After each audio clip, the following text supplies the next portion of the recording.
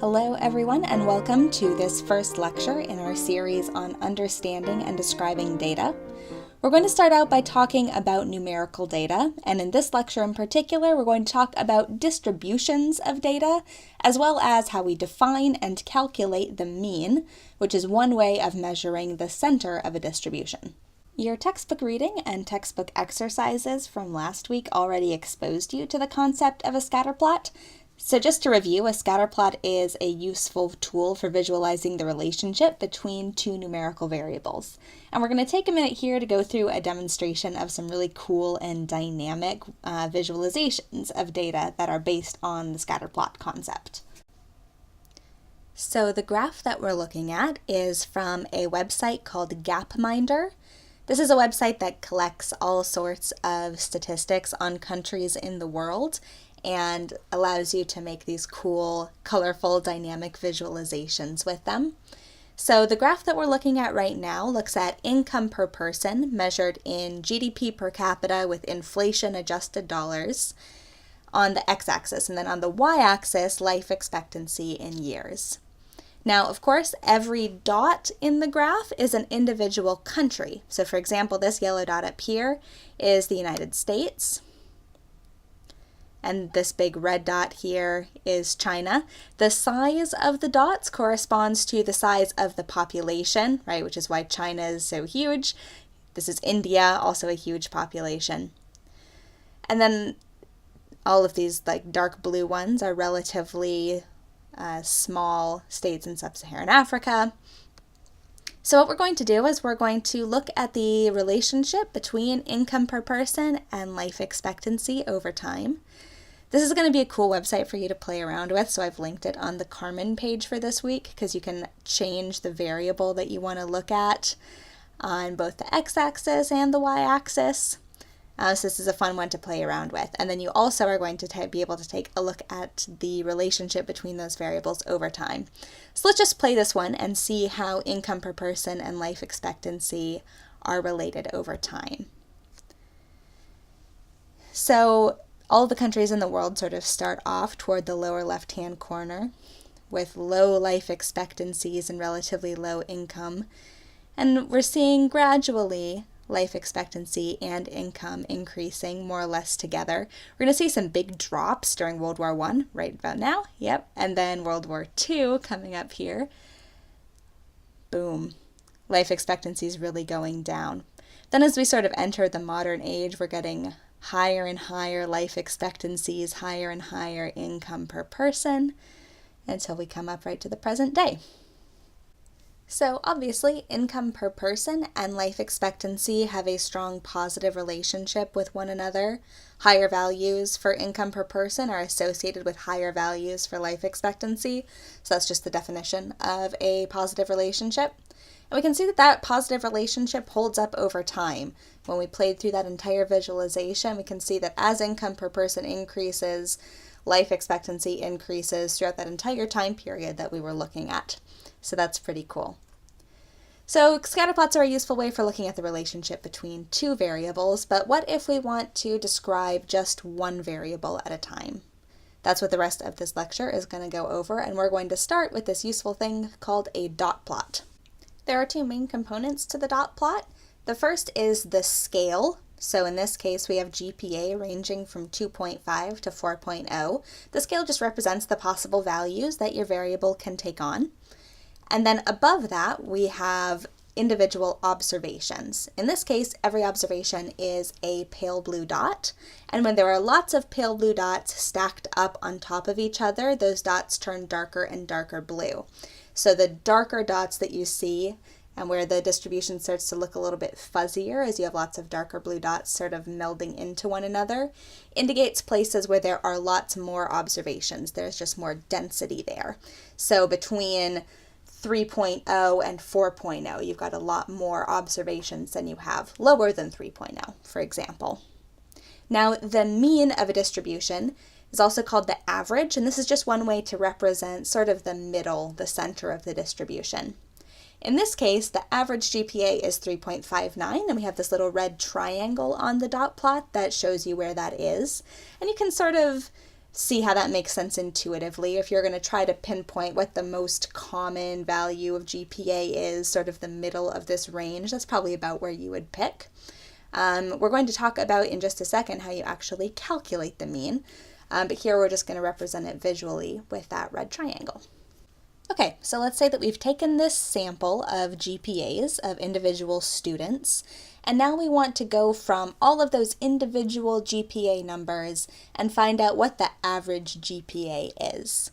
The formula for doing that, you might remember from grade school, is to add up each of the individual observations and then divide by the size of your sample, which we call n.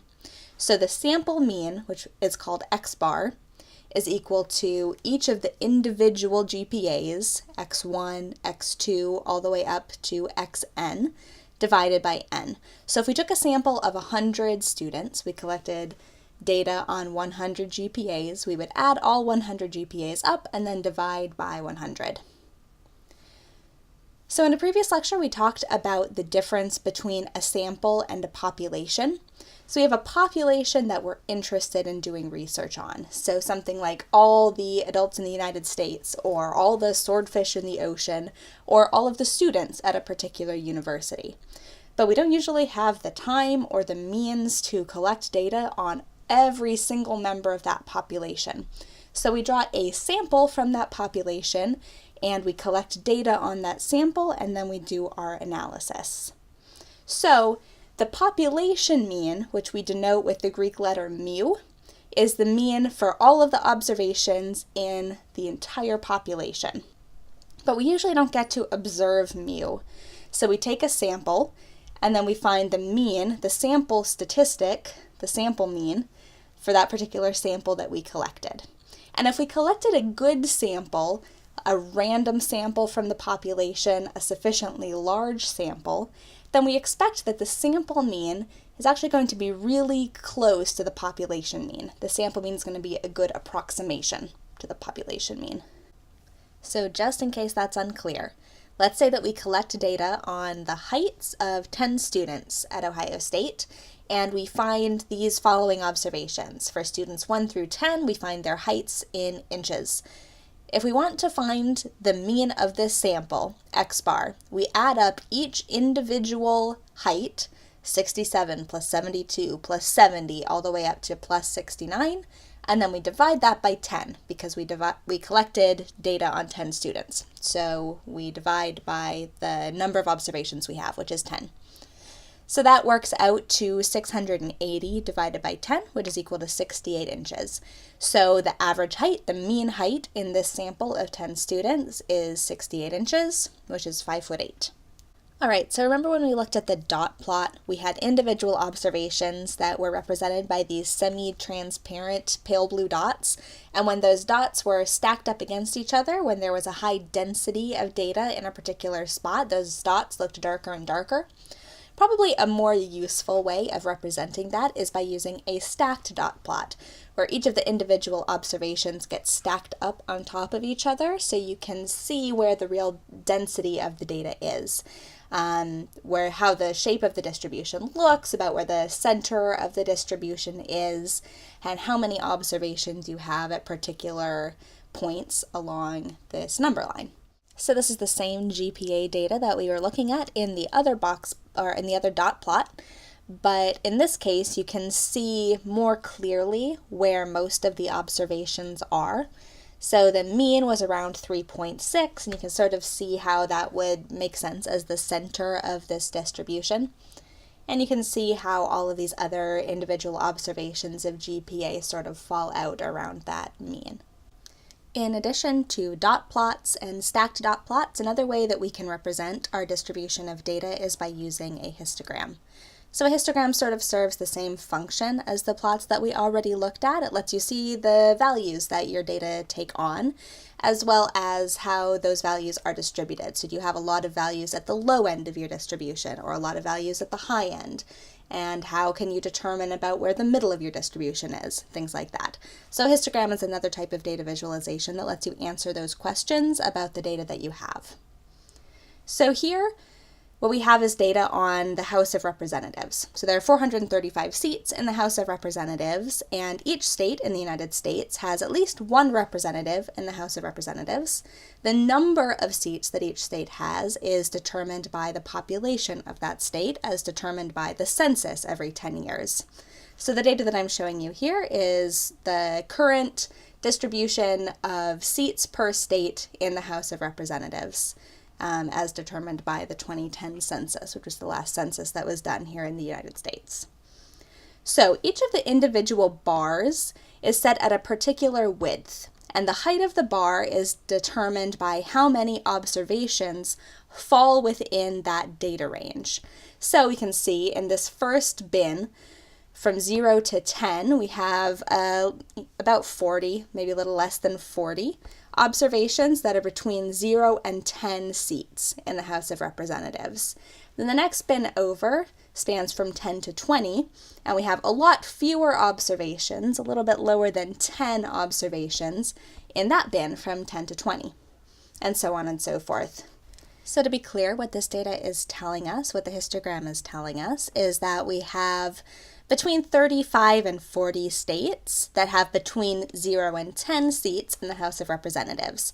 We have 8 or 9 states that have between 10 or 20 seats in the House of Representatives. We have, it looks like, 2 states that have between 20 and 30 seats in the House, and then 1 state that has between 30 and 40, and finally 1 state that has between 50 and 60 seats in the House of Representatives.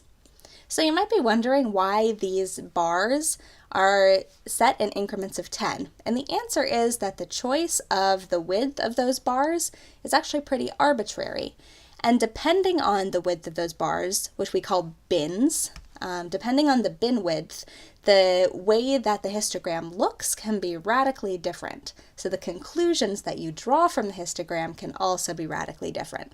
So on the next slide, we're going to take a look at a couple different histograms, all representing the same data on state seats in the House of Representatives. And I'm going to ask you to sort of make a judgment call about which of these histograms is conveying information most effectively. So here are the 4 histograms with different bin widths that we're going to look at. Again, these are all histograms that are representing the exact same data set about how many seats in the House of Representatives each state has. So in the top left, we have a histogram with a bin width of 50. And what this histogram tells us is that there are 49 states that have between 0 and 50 seats in the House of Representatives, and there is 1 state that has more than 50 seats in the House. So this is a pretty rough look at our data. This tells us basically one piece of information, which is that there is 1 state out there that has more than 50 seats in the House. To the right of that, in the top right, is the histogram that we are just looking at with a bin width of 10. So we already talked about what this histogram tells us. It tells us that we have about a little bit fewer than 40 states with between 0 and 10 seats in the House, and so on. In the bottom left, we have a histogram with a bin width of 5. So our bins are getting smaller and smaller. We're getting a more and more fine-grained picture of the data that we're looking at. So this tells us how many states have between 0 and 5 seats in the House of Representatives, how many states have between 5 and 10, and so on, all the way out to how many states have between 50 and 55 seats in the House. And then finally, in the bottom right-hand corner, we have the most fine-grained histogram of them all. This is a histogram with a bin width of 1. So what this tells us is exactly how many states have 1 seat in the House of Representatives. So there are 12 states that have 1 seat in the House. Then how many states have 2 seats, how many states have 3 seats, and so on, counting all the way up until we get to how many states have 53 seats. Now it turns out that that is California, which has 53 seats in the House of Representatives. So which of these histograms do you think is most useful for conveying information about the distribution of seats in the House of Representatives? There's no real right answer to which of these histograms is the most useful. I think there's an obvious wrong answer. The top left histogram with the bin width of 50 just doesn't convey enough useful information. And depending on what you're trying to get an understanding of, it's possible that the bottom right histogram gives you way too much information. It's not parsimonious enough. I'm kind of partial to the histogram in the bottom left with the bin width of 5. I think that gives you a pretty good idea of where most of the data is, which is between 0 and 20 seats in the House, and particularly that there are a lot of states that have between 0 and 5 seats in the House, and also gives you some information on the couple of states that there are that have a lot more seats in the House of Representatives than anybody else does. But depending on the particular question that you're trying to answer, you might pick any one of these. So we're going to keep looking at this data about the House of Representatives for just another minute while we talk about the concept of the mode. You probably talked about the concepts of the mean, median, and mode in school before you ever got to college. The mode of a variable is the value that occurs most often in our data on that variable. So it just means that this is the most common value that our variable can take on. So let's just take a second and pause and quiz yourself on what the mode for the House seats data is. Okay, what you should have been able to gather from that histogram is that the mode is 1. There are 12 states that have 1 seat in the House of Representatives, and that is more states than for any other number of seats. So the mode here is 1. So we're going to take this concept of the mode and we're going to expand on it just a little bit to talk about the idea of modality, which is one way of describing the shape of a distribution. So we can think of modalities of a distribution as prominent clusters of frequently occurring values. So you can have a unimodal distribution that has sort of one prominent peak of values that are occurring most often. A bimodal distribution has 2 distinct prominent peaks of common values of observations. A multimodal distribution has several peaks, and a uniform distribution is a distribution that doesn't really have any peaks that we can discern. So in these 4 histograms here, to the far left we have a unimodal distribution. We have sort of one big peak that we can see, and it sort of trails off on either side of the peak. Just to the right of that, we have a bimodal distribution. We have a peak at the low end of the data, and then it stays low for a little bit, and then there's a second peak at the high end of the data. The multimodal distribution is the third one. You can see 3 distinct peaks here. A multimodal distribution can have 3 or 4 or any number of peaks in the distribution. And then on the far right, we have a uniform distribution that sort of just stays high for most of the distribution. There's not really clear peaks. It waffles around a little bit, but there's not clear peaks in that distribution. So that one is uniform. A good way to think about this is like to imagine that each of the bars of the histogram is like a wooden block, and then imagine taking a cooked piece of spaghetti and draping it over those blocks and seeing where the peaks in that spaghetti are. So how if you were to drape that spaghetti over it, it would form curves. How many curves there would be in that piece tells you how many peaks there are in the distribution, which tells you how many modes there are. So if we have one single peak, that's a unimodal distribution, and so on. In addition to modality, another useful way of describing the distribution of data is by its skewness. So a distribution can be right skewed, it can be left skewed, or it can be symmetric. So let's go over each of these in turn. Okay, in the top left corner here, we have a distribution which is right skewed. What this means is that the tail of the distribution, where the distribution gets smaller and smaller and smaller values that sort of stretch out away from the bulk of the distribution, the tail of that distribution stretches out to the right, which means that it is right skewed. So the way that the tail points is the direction of the skewness. Next to that, we have a distribution that is left skewed. So the bulk of the data points are off to the right, and we have this long tail that stretches out to the left. So smaller and smaller values stretching out all the way to the left side of the distribution means that that one is left skewed. And then the bottom 2 distributions we have are both symmetric. So to the left is a U-shaped symmetric distribution.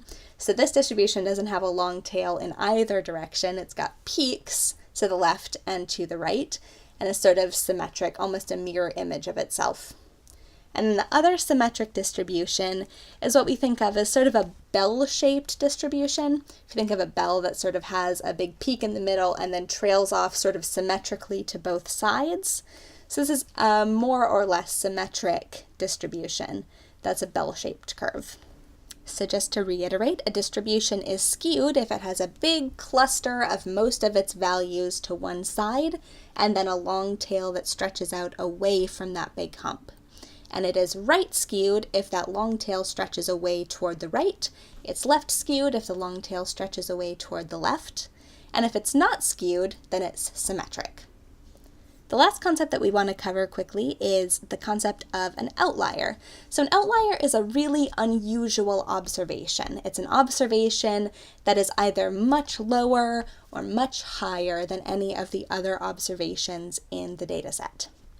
So here we have these two different histograms, and on both of them we can see observations out to sort of the far right of the data, where the bulk of the data has sort of tailed off, and then you have one more blip way out to the right.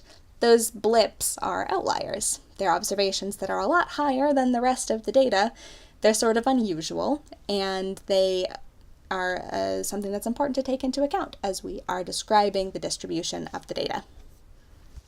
To wrap up this lecture video, let's take one last look at this House of Representatives data. And I'm going to ask you a couple of questions to test your understanding of the concepts that we covered in this video. Number one, what is the modality of this distribution? Is the distribution unimodal, bimodal, multimodal, or uniform? The second question is the distribution left skewed, right skewed, or is it symmetric? And then the final question is, are there any outliers in this particular data? So take a second, pause the video, see if you can answer these questions and test your understanding of the concepts that we just covered. Okay, let's see how you did. The distribution has one prominent peak toward the lower levels of the data. So this means that the distribution is unimodal. It's got that one peak.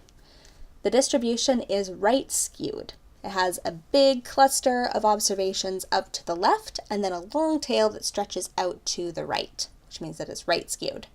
And there are a couple of outliers in this distribution. California has an unusually high number of representatives compared to the rest of the states in this data set, has 53 representatives. You might also argue that Texas, which has 36 representatives, is also an outlier, also an unusually large number of representatives compared to the rest of the states. And that brings us to the end of this lecture on understanding and describing numerical data. There are several others for this week, so I will see you then.